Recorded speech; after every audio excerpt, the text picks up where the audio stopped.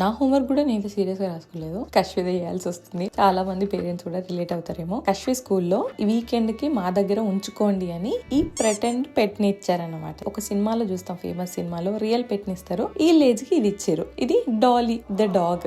దీన్ని over Kashvi weekend ఉంచుకున్నప్పుడు ఏం చేసింది అవంతా మనం ఈ బుక్ లో రాసివ్వాలి. ముందు వేరే కిడ్స్ కూడా తీసుకెళ్ళి అందులో రాశారు. It felt cute. So Kashvi దాంతో ఏం చేసిందో నేను ఇక్కడ రాసిన. సో దాంతో బ్రష్ చేయించడం, స్నానం చేయించడం, తినిపించడం, ఫుడ్ చేసి పెట్టడం, ఆడుకోవడం అంతా చేసింది. అవన్నిటిని నేను రికార్డ్ చేసి మీకు చూపిస్తున్నా, ఇందులో రాస్తున్నా. అండ్ ఆన్ టాప్ చాలా మంది ఫోటోలు ప్రింట్ చేసి అతుపెట్టారు. నాకు ఒక ఎక్స్ట్రా ఎఫర్ట్ తీసుకొని చేద్దామనేసి తనని ఆ డాగ్ తోని ఫోటో తీసి దాన్ని డ్రాయింగ్ లాగా ఎలా డ్రా చేయొచ్చు అని చాట్ జీపీటీ ఈ ఫోటో ఇచ్చింది. దీన్ని నేను డ్రా చేసిన. నాకు డ్రాయింగ్ పెద్దగా రాదు, బట్ నేను ఇది డ్రా చేసిన నాకే నమ్మబుద్ధిలే. అది డ్రా చేసి పక్కన తను చేసిన యాక్టివిటీస్ ని చిన్న చిన్నగా మళ్ళీ చిన్న రాసిన అనమాట. Overall it turn out good.